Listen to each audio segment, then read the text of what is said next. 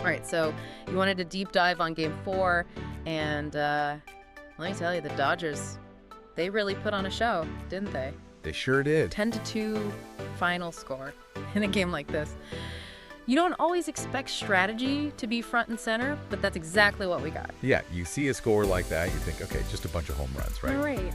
But no, this was different. Yeah. This was a calculated dismantling of the Mets. It was fascinating to watch. Okay, so let's set the scene. Game 4 Citi Field. Mets fans are going crazy hoping for a miracle comeback after going down 2-1 in the series. What was the energy like at the stadium? Honestly, Mets fans, they were ready to erupt.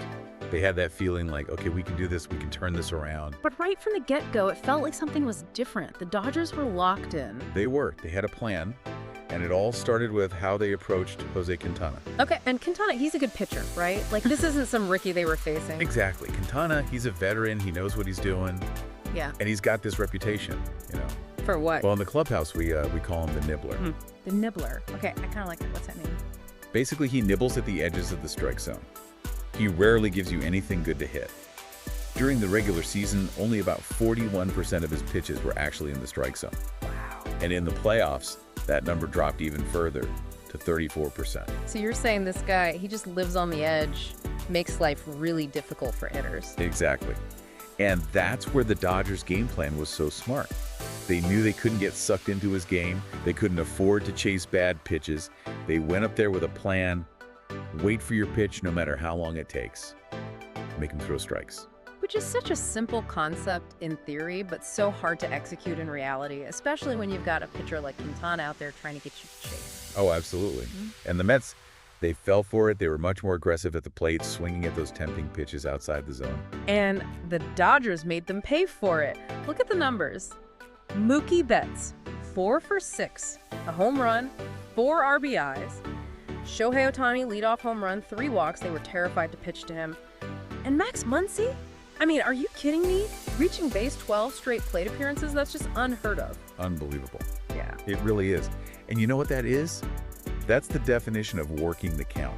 Break that down for us. Yeah, so when we talk about working the count, we're talking about not just swinging at anything close. You're up there, you're battling, you're trying to see as many pitches as possible, get a feel for what the pitcher's got. Right, make them work for it. Exactly. You want to get yourself into a hitter's count, a 2-0, a 3-1. That's when you have the advantage as a hitter. Yeah, because then the pitcher starts to panic a little. They don't want to walk you. They might make a mistake. Exactly. And you saw that with the Mets. By the later innings, those guys were gassed. They started leaving pitches up in the zone, and the Dodgers, they were ready to pounce. And it wasn't just Muncy either. The entire Dodgers lineup, they were disciplined. They drew 9 walks in Game 4-3 each for Ohtani and Muncy. 9 walks. That's huge. That's just demoralizing for a pitching staff. That's like death by 1,000 cuts. Right. It all goes back to that initial game plan. Be patient. Wait for your pitch. Make them throw strikes. And they were facing a lineup where there's really no easy outs. You know, you've got Betts, you've got Ohtani, you've got... It's like Freddie Freeman said. Yeah. He's out with the ankle injury, but he even said, right out of the gate, you're facing Hall of Famers. And he's not wrong. I mean, that's got to be intimidating as a pitcher. You look out there and there's just nowhere to hide. Not at all. Right. And it's interesting because, you know, Game 2, we saw the Mets take advantage of a free pass. Remember that? Yeah, Dave Roberts intentionally walked Lindor with the bases loaded. Right, and Vientos made them pay grand slam. Vientos was seeing beach balls at that point, I think. Yeah, that one hurt. But what the Dodgers did in Game 4 was different. They weren't giving anything away. They made the Mets earn every single run, and the Mets just couldn't keep up. Sometimes the simplest approach is the best. Just stay disciplined, wait for your pitch, don't beat yourself. The Dodgers really put on a clinic.